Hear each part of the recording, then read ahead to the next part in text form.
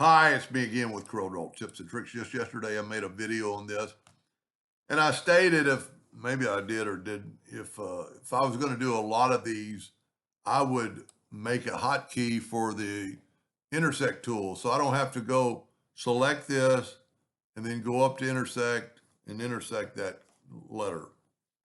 So let's just make a hotkey for it.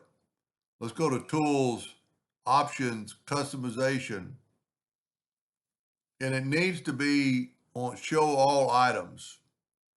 And then just start typing in intersect. I got two T's. And there it is right there. Now go over to shortcuts and take a new shortcut, and we're going to make it, a lot of keys are used. I'm just going to make it the W. I'm going to sign it. Then I got to go say okay. Now it'll work.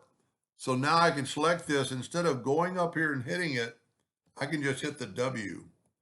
And by doing this, I can, and then don't forget, don't move your letters, move your colors.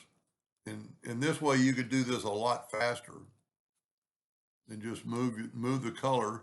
Maybe you could flip it, make each one of them different. Just make sure that it's all in there. Select it, W. I mean, how cool could that be? Anyway, hope that gave you an idea or two. I must have adjusted something. That's why you don't want to ever move anything. You know what? I bet you my T's are backwards.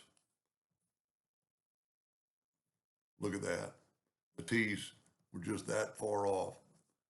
And also I didn't have the color completely in that one. But anyway, pretty cool little shortcut key.